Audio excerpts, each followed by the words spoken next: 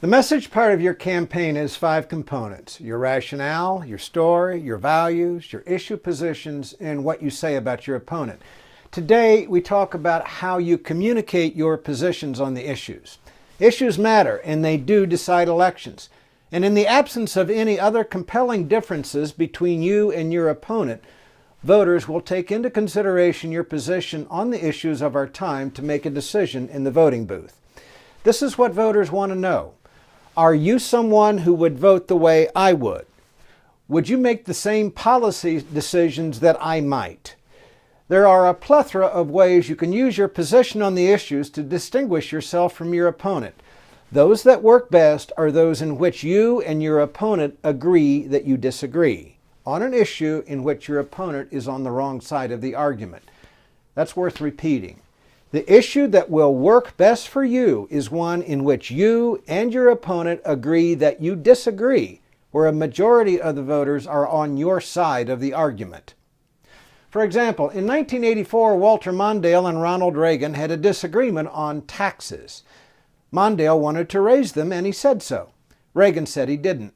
Advantage Reagan. In 1994, George Pataki and Mario Cuomo openly disagreed about the death penalty. Pataki was for it, Cuomo was against it. At the time when crime was rampant in New York, it helped Pataki win an election for governor. More recently, candidates created strategic fault lines over Obamacare, taxes, pay equity, gay rights, charter schools, taxes on the wealthy, the death tax, and trade.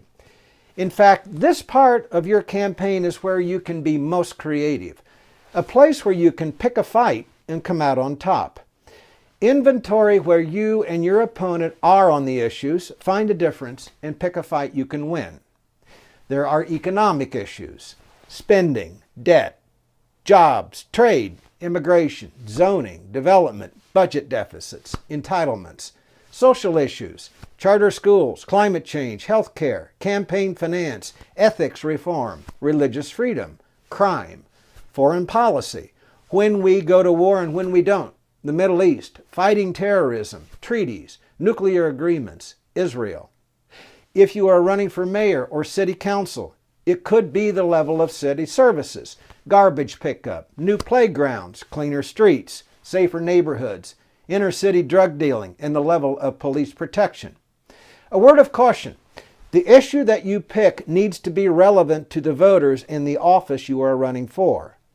And though you may have found a great issue that defines the election in the way that works for you, you'll still be expected to answer questions on issues that may not be part of your advertising strategy. A few suggestions. 1. Do your homework and know what you are talking about. Most voters are not sophisticated about every issue that I have just mentioned, but they will expect you to be well informed, and they will expect you to have some sort of opinion. 2. If you are blindsided by a question and know nothing about the subject, it is better to say that you're still studying the issue rather than blather gibberish in front of a TV camera or pretend to a reporter that you know what you're talking about when you don't. 3. Be consistent. Do not flip-flop. Flip-flopping on any issue is not something that will endear you to voters or reporters.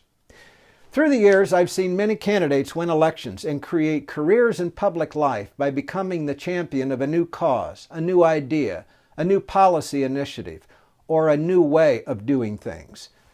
That's the way our democracy is supposed to work. Be bold, be brave. Voters like it when you are. Have questions? You'll find me at 845-458-1210. Email me at jay@jaytownsend.com.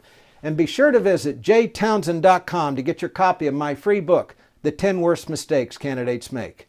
I'm Jay Townsend.